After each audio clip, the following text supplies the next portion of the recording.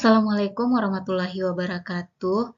Apa kabarnya Bapak Ibu? Kali ini kita akan membahas tentang bentuk dari soal observasi bagi P2 dan P3, P3K tahun 2023. Ini bagian yang pertama. Dan sudah dijelaskan bahwa bentuk tes dari P3K tahun 2023 ini yaitu dalam bentuk tes observasi diri. Kaitannya yaitu dengan penilaian kompetensi dan penilaian kinerja. Dan ini kisi-kisi instrumen penilaian kesesuaian kompetensi sesuai dengan Undang-Undang Guru dan Dosen Nomor 14 Tahun 2005, 4 kompetensi guru dan dosen. Jadi kita simpulkan empatnya itu adalah profesional, pedagogik, sosial, dan kepribadian. Lalu menurut Undang-Undang ASN Nomor 5 Tahun 2014, kompetensi yang harus dimiliki oleh ASN itu kompetensi teknis, manajerial, dan sosiokultural. Jadi keduanya ini menjadi kompetensi guru ASN. Nah, ini dia indikatornya. Yang pertama, menerapkan refleksi terhadap praktik baik pembelajaran dan pendidikan. 2, menerapkan refleksi terhadap cara berinteraksi aktif dengan peserta didik. Ketiga, menggunakan strategi manajemen kelas.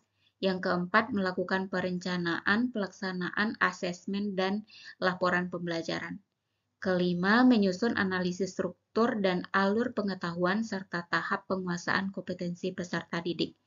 Keenam, menunjukkan usaha mandiri untuk mempelajari keterampilan atau kemampuan baru dari berbagai media pembelajaran.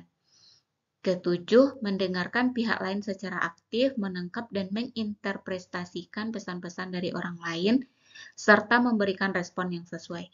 Kemudian membantu orang lain dalam menyelesaikan tugas-tugas mereka untuk mendukung sesama tim, mendukung sasaran tim.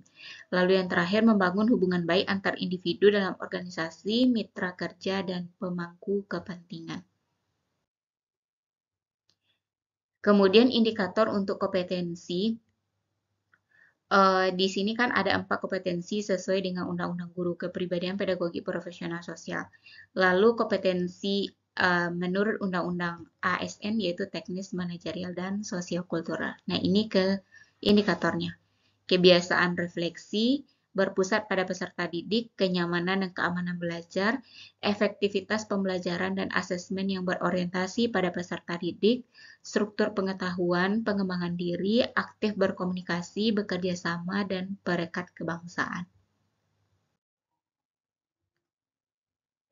Kemudian kisi-kisi untuk kompetensi kinerja, yaitu orientasi pelayanan, komitmen, kerjasama, dan kepemimpinan. Kita akan bahas beberapa contoh soal yang mungkin nanti membantu Bapak Ibu untuk menjawab soal observasi diri pada saat tes P3K tahun ini. Soal pertama, Anda adalah seorang wali kelas. Suatu hari peserta didik mengeluhkan cara pengajaran salah satu guru senior. Guru tersebut sering memberikan tugas namun jarang menjelaskan penyelesaian soal kepada peserta didik. Hal yang sebaiknya Anda lakukan sebagai wali kelas adalah A. Meminta peserta didik agar memahami pola pengajaran yang dilakukan guru tersebut. B. Mengkritisi secara langsung cara mengajar guru tersebut meskipun senior Anda. C. Mengkomunikasikan permasalahan tersebut melalui kepala sekolah agar disampaikan kepada guru yang bersangkutan. D. Meminta peserta didik agar menyampaikannya secara langsung kepada guru yang bersangkutan. Jawabannya yang paling tepat itu adalah C. Mengkomunikasikan permasalahan tersebut melalui kepala sekolah agar disampaikan kepada guru yang bersangkutan. Mengapa harus dikomunikasikan dulu kepada kepala sekolah? Karena yang berhak untuk menegur guru tersebut itu adalah kepala sekolah. Jadi jalurnya yang benar itu adalah memang kita komunikasikan dulu kepada atasan, nanti atasan yang akan menyampaikannya kepada guru yang bersangkutan. Kedua, salah satu kunci keberhasilan tujuan pembelajaran dapat dilihat dari manajemen kelas yang dilakukan oleh guru. Salah satu kelas yang Anda mampu memiliki karakter yang Anda ampuh memiliki karakter peserta didik yang suka datang terlambat. Berbagai upaya Anda lakukan, namun masih saja ada beberapa peserta didik yang datang terlambat di kelas. Upaya yang Anda lakukan adalah A. Membuat kesepakatan bersama peserta didik dan menempelkannya pada papan buletin dalam kelas. Yang B. Meminta ketua kelas untuk mengkoordinasi keterlibatan kelas agar tidak ada yang datang terlambat. Yang C. Memberikan konsekuensi pada peserta didik yang masih datang terlambat di dalam kelas. D. Tidak bosan untuk mengingatkan peserta didik untuk datang tepat waktu di dalam kelas. Jadi semua jawabannya ini mungkin jawabannya benar, namun yang kita pilih itu adalah yang paling benar. Yang paling benar itu adalah yang A, membuat kesepakatan kelas. Kemudian kalau memberikan konsekuensi, sekarang itu zamannya bukan lagi memberikan hukuman kepada peserta didik. Jadi yang paling tepatnya itu adalah membuat kesepakatan bersama peserta didik, lalu tempelkan di papan buletin dalam kelas. Soal ketiga, berdasarkan hasil evaluasi yang diisi oleh peserta didik, banyak yang mengeluhkan sikap Anda dalam mengajar, yaitu terlalu sering memberikan tugas kepada peserta didik. Meskipun begitu, banyak pula peserta didik yang lebih memahami materi setelah mengerjakan tugas yang Anda berikan. Hal yang sebaiknya Anda lakukan setelah mengetahui hasil evaluasi tersebut adalah, jadi ada dua hasil evaluasi di sini, ada murid itu yang merasa tugas yang Anda berikan itu terlalu banyak.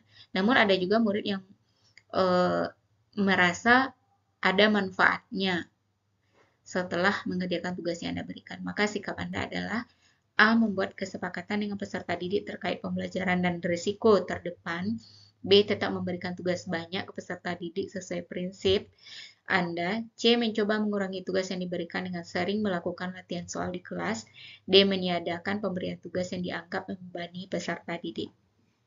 Jadi kalau seperti ini kita ambil garis tengahnya, tugasnya dikurangi namun ditambah dengan memberikan latihan di dalam kelas. Jawabannya adalah C. Soal keempat, sebagai guru mata pelajaran, Anda diharapkan mampu memberikan materi yang dapat dengan mudah dipahami peserta didik. Di sekolah, Anda dinilai sangat kompeten dalam mengajar, namun tahun ini mata pelajaran yang Anda ampuh mengalami kemerosotan terlihat dari banyaknya peserta didik yang memiliki nilai rendah. Langkah yang Anda lakukan adalah A. Mengevaluasi pokok bahasan yang diberikan peserta didik sesuai modul ajar ataukah belum sesuai. Yang B. Meminta peserta didik yang memiliki nilai tinggi untuk membantu temannya masih memiliki nilai rendah. C. Menganggap hal tersebut bukan suatu masalah karena Anda sudah mengajar sesuai dengan prosedur. D. Mengusulkan jam tambahan kepada pihak sekolah agar peserta didik dapat melakukan pendalaman materi. Jadi jawaban yang paling tepat itu adalah yang A. Dievaluasi pokok bahasan yang diberikan pada peserta didik. Apakah sesuai dengan modul ajar atau belum. Soal terakhir, sebagai guru Anda diharapkan mampu mengelola kelas dengan efektif. Suatu ketika Anda sebagai guru baru di sekolah dihadapkan dengan situasi kelas yang sangat tidak kondusif. Terlihat dari para peserta didik yang suka ngobrol sendiri saat pembelajaran berlangsung. Langkah yang Anda ambil dalam mengatasi situasi tersebut adalah A. Membuat kontrak pembelajaran bersama peserta didik. B. Mencari metode pembelajaran yang tepat untuk tiap-tiap kelas. C. Memberi tugas tambahan kepada peserta didik yang mengobrol sendiri. D. Menegur secara lisan peserta didik yang ngobrol sendiri. Jadi untuk mengelola kelas dengan efektif, yaitu guru itu harus mampu mencari metode pembelajaran yang tepat untuk tiap-tiap kelas, karena masing-masing kelas itu punya karakteristiknya sendiri. Demikianlah Bapak Ibu beberapa contoh soal observasi diri, semoga bermanfaat dan saya doakan semoga Bapak Ibu lulus P3K tahun ini. Demikian saja, Assalamualaikum warahmatullahi wabarakatuh.